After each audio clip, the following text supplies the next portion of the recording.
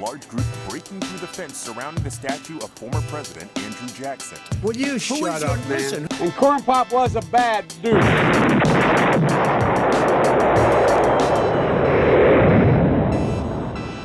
Is there a second civil war up over the horizon in the very near future?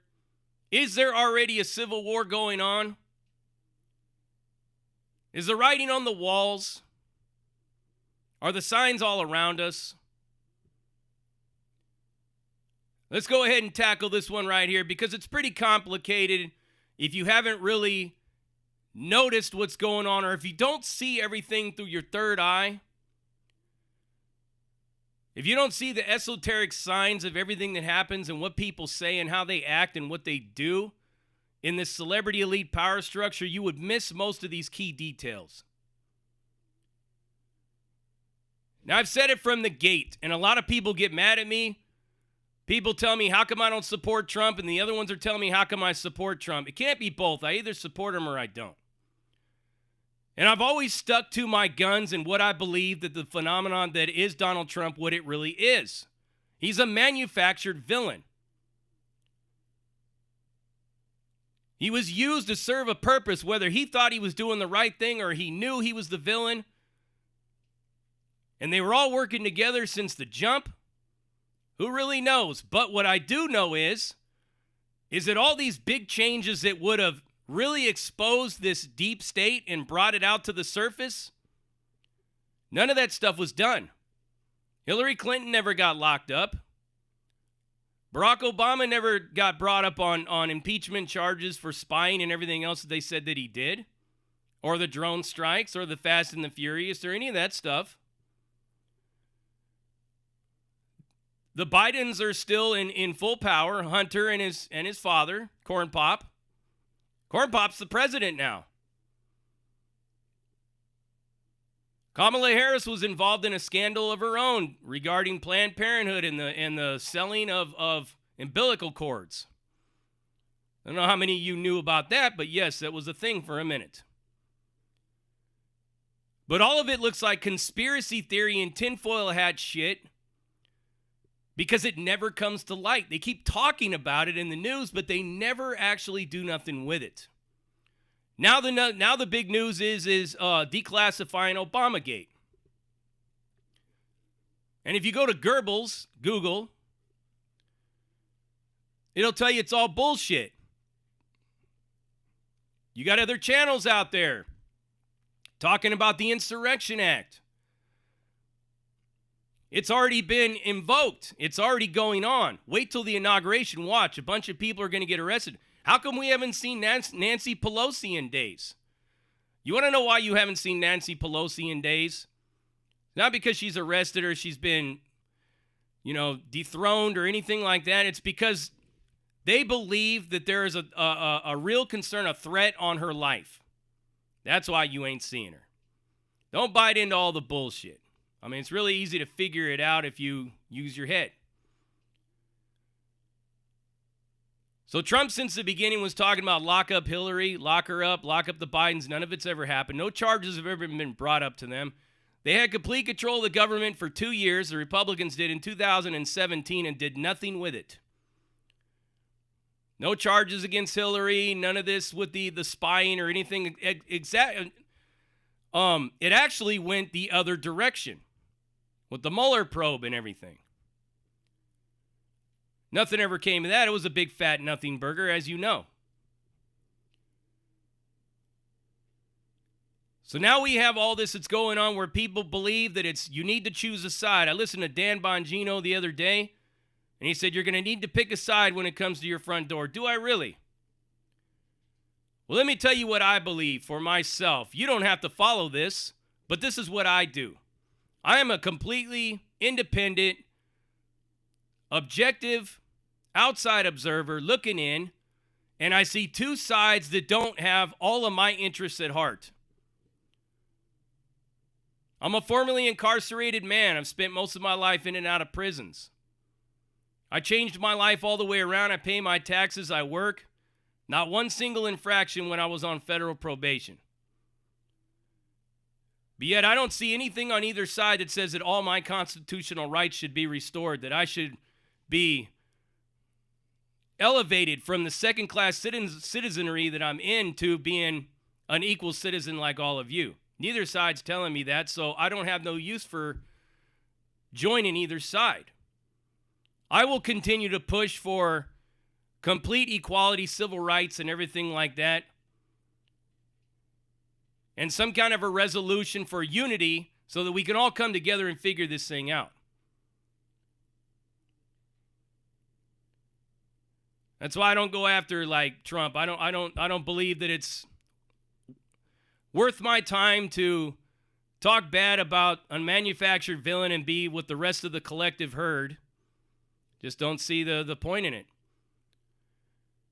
But if you think that we're in a civil war right now, you probably answered right, because we are in a civil war. We're in a civil liberties war.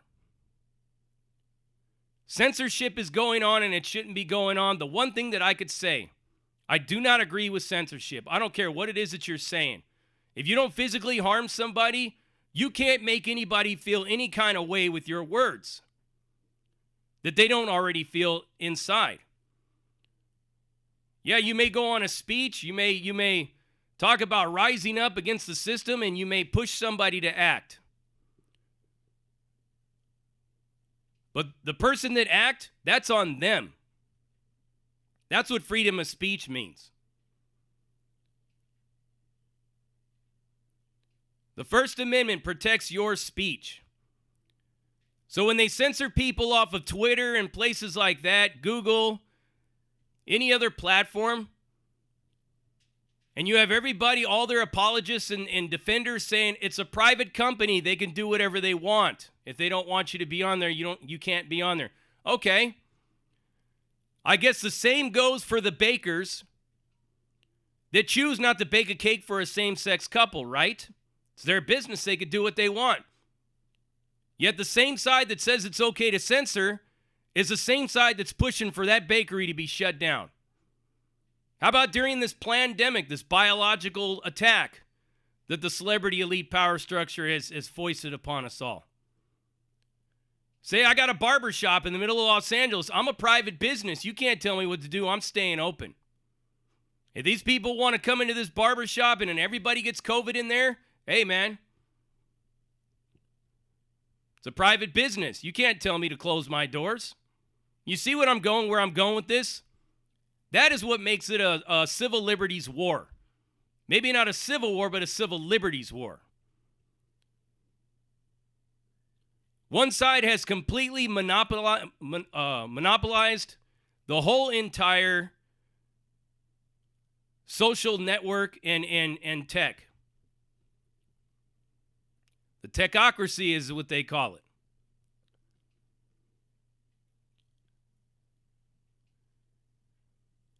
So now, what would probably have to happen, but I doubt you're going to see it in within the next 2 or 4 years, is they have to like completely deregulate all of these tech companies and the monopolizing of the power. They control everything.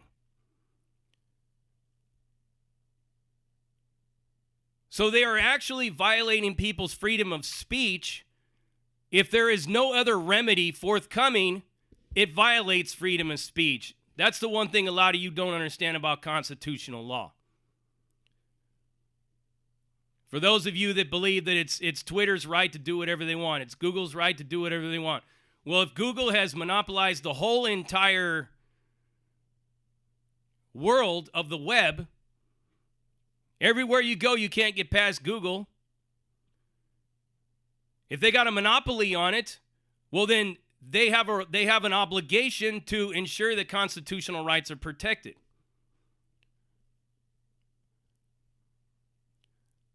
Same thing with the bakery and stuff like that. The general gist in the argument that they had is that you're treading on people's, freedom of expression. And if you're the only bakery that's within X amount of miles from wherever it is that happened at, well, then you're basically leaving no other remedy for this couple.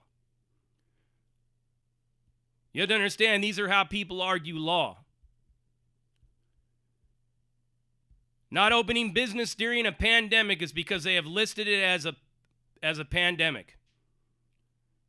And the health and security and safety of everybody is at risk because of that. But what a lot of people with this whole thing of censorship is they're just giving up. I've already reached out to a bunch of people and told them that you should create your own search engine, your own company like Google to run parallel with Google. So everybody could use that. They could use the whatever that search engine's store is. Companies can invest in that. They could sell products on there. You would never have to even use Google anymore. You can have freedom of speech and everything on there because that's what it is. It's an attack on freedom of speech while using a private company, but yet the private company has a monopoly on what is being brought to the general public. So they're getting tax breaks, tax write-offs, and incentives, Google is. But yet they're not allowing speech on this side because they have deemed it to be harmful speech. But it's a violation of civil liberties because if there's no other remedy, then you actually violate the First Amendment. Does it make sense to you? So that's what kind of civil war that we're in. It may not be a bunch of people in an open battlefield with cannonballs flying and muskets and I'm carrying the flag and you're carrying the flag. It could be a cold civil war. A civil war of words, psychology, and actions that move a piece a little bit further to lock down complete power and control. The danger with all of that is this. If it continues to go on, the censorship and everything like that, it will never stop, people. Once all conservative voices and voices on the right have been silenced, guess what? They're coming for everything else next. Rap music may be at stake. It demeans women, they'll say. You may not even be allowed to say the word bitch or homo or anything like that. If you say those words, you can be charged with hate speech. The rap music one's the biggest one because so many people are locked into that genre of music. And if you listen to it, there's a lot of offensive towards different people's words in there. Maybe not to me because I'm a freedom of speech guy. I'm a complete, total freedom of speech guy. I believe that if you call me a racial slur or I call you a racial slur, as long as they're words, sticks and stones will break my bones. I'm probably one of the last people that's actually in this block because everybody else is choosing a side. Collectivism is what it is on both sides. So what can we do to avoid this blowing up and becoming worse? Let's say it actually becomes a full-fledged civil war. Who would win? What would be the end game for either side? The consequences for that would be disastrous. Because on the West Coast, China would probably invade. On the East Coast, you may have Russia or you may have a joint European-Russian alliance or something that has the ability to mobilize a military force in order to lock down. Britain might step in. It might become a UN disaster. It could turn out to be something like Somalia. While we're all fighting each other, there's foreign militaries that are coming in and doing whatever it is that they're doing. If you think it's just going to be like the American Civil War, the North versus the South, it's not. It's going to involve the entire world because everybody has an investment in this country. And if their investments are being harmed or threatened, they're going to get involved. This whole thing with censorship is what people need to start understanding is whatever a person says, whether they leave a troll comment or anything, I get people telling me all the time, how can you just let this guy say this stuff in the comments? I didn't let him. I didn't ask him to put it there. I believe in freedom of speech. If you don't like what it says, don't read it. But that's where we're at as far as a civil war is concerned. It's an ideological war. It's a war of words, and it's a war of silencing and censoring. But it never sticks to just that, because when one side is backed into a corner and they feel they have no other way to redress what is going on with them, they are going to strike physically this time. Now it becomes full-fledged.